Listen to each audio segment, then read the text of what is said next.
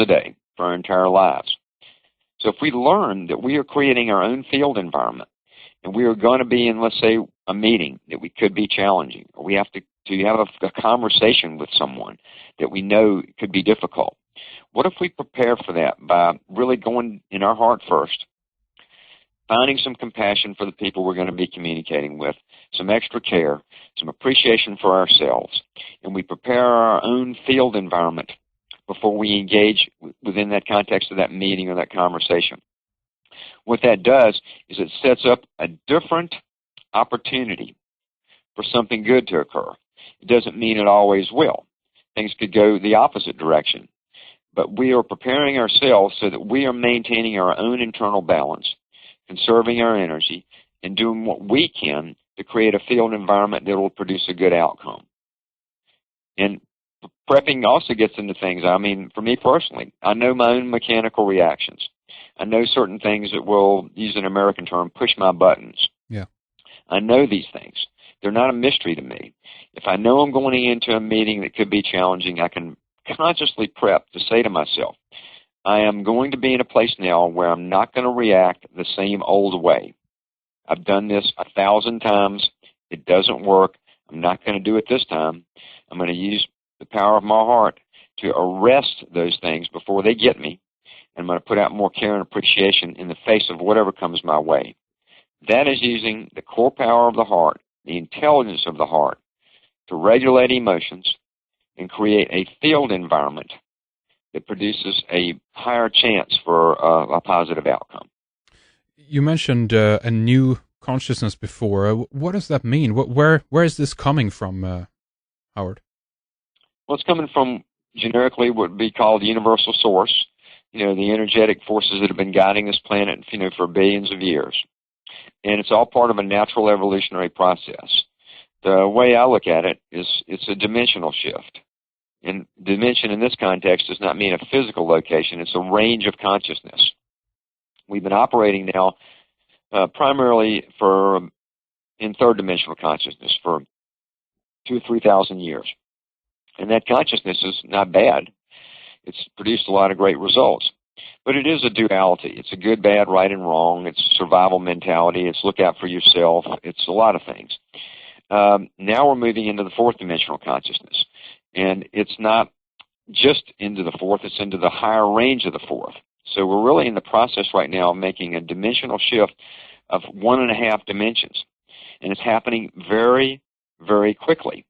And people all around the world where I speak, and I speak in Europe and United States and Asia, they generically call it the shift.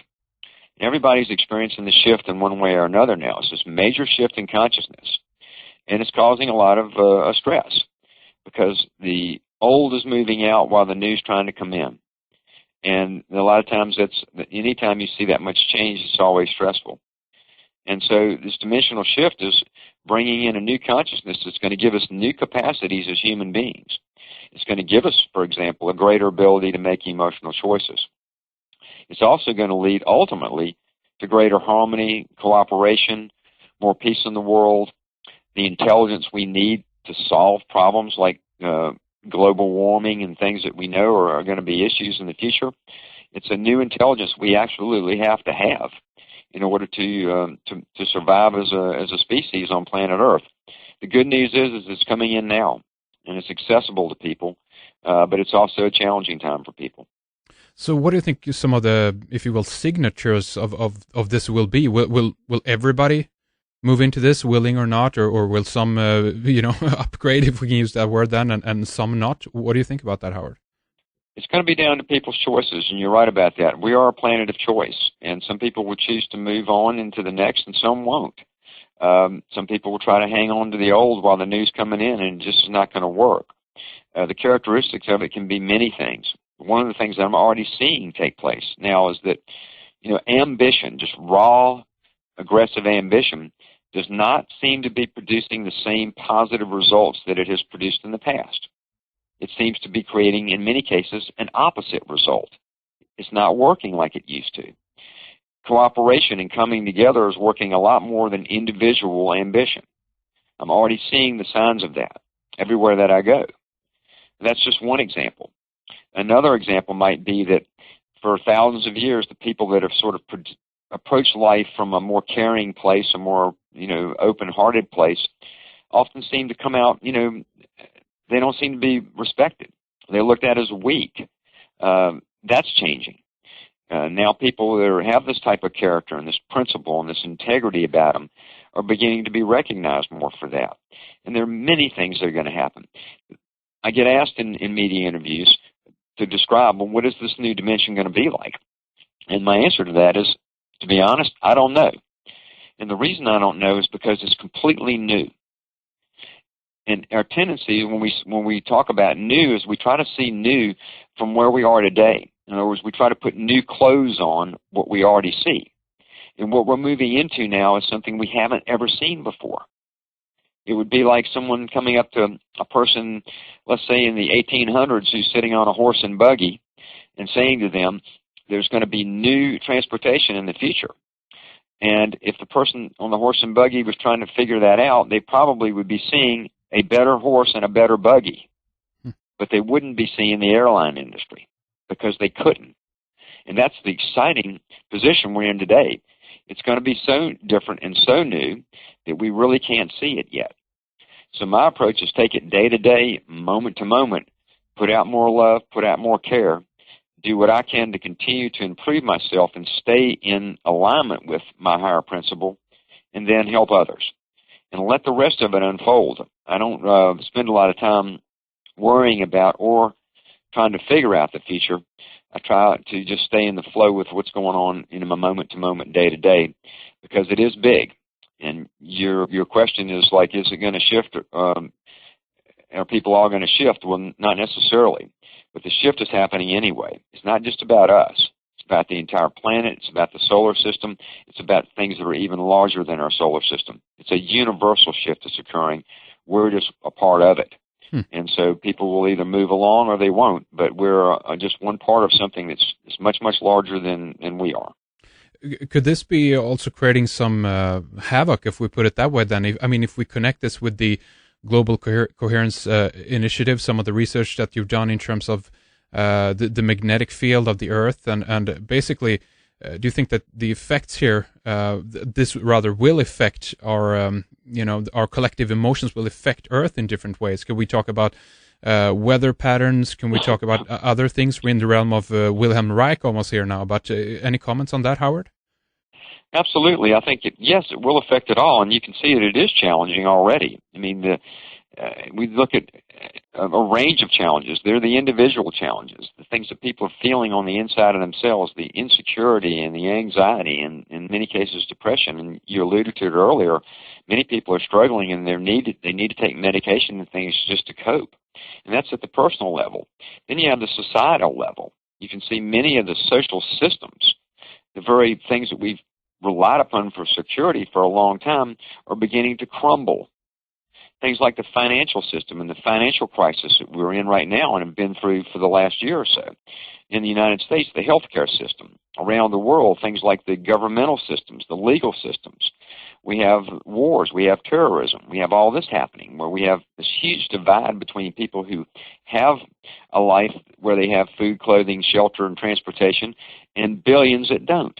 All this is coming to light more strongly now. Then we have the challenges with the Earth itself, the weather pattern changes, the geological changes, volcanoes, earthquakes, all these various things. And all of these things are being exacerbated by this dimensional shift change. Now, I know I've just laid out a terrible scenario. Let me please offer you and the listeners another viewpoint. These things are being impacted by the choices that we are making. They're larger than what we are doing, but we are influencing these things. It's the choices we are making collectively as a global species, so to speak, that have an impact on the Earth itself. The good news is that millions and millions and millions of people around the world are making good choices. They are moving into their new intelligence. They are changing the way they believe. They're changing their lifestyles. They're changing how they treat one another. And new intelligence is emerging in people. And I see this everywhere I go. I certainly see it in Europe. I certainly see it in Scandinavia. I certainly see it in Sweden when I'm in Sweden. This amazing new intelligence is emerging. So I am a very hopeful person. I'm a pragmatist saying, yes, we're going to face more challenges as we move along in the next coming years, and that's going to be tough. But we're also manifesting a whole new social consciousness that is going to put us in a position where we're going to have this new world. It's going to be a much better world than the one we live in today. And it will happen, in the not too distant future. So I'm a pragmatist and a hopeful person all at the same time. Mm. So what do you think people's, if you will, responsibility is in all of this? Do you think that a big part of this is that we need to become more aware of ourselves, of our surrounding and so forth? And from that point of view, what I'm seeing right now, I'm a little bit more skeptical in that sense. I see that there's a lot of problems out there in one way. I reckon as well that this has to do with the fact of what you choose to focus on as well, obviously, and what you decide to highlight. Absolutely. But in terms of people's responsibilities here, if you will, any comments on that, Howard? Yeah, Heinrich, and I'm glad you asked the question. It's actually a very mature question on your part. Yeah, we all have a responsibility. What's interesting about this time period and this dimensional shift is that it comes down to our individual self-empowerment or not. It's an individual process. The choices that we're making, whether we are choosing to operate from the unmanaged mind through the roar of ambition and survival, or whether we're really operating more from the true core heart intelligence that we have, is the choice. Are we complaining and griping and fighting and angry all the time, or are we more caring and compassionate? Simple choices like that, moment to moment, day to day, are our responsibility.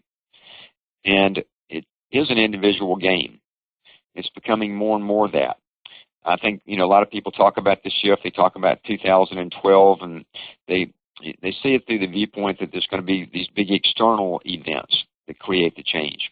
And there may be external events, but the real change is going to occur as each one of us begins to make a shift in ourselves, to operate more from our higher principle and our higher dignity, as best we can, allowing for our humanness, allowing for the challenges, but making an effort to do the right thing, moment to moment, day to day, whatever that right thing is. And that is our responsibility. And it's also the greatest service we can do to the world today.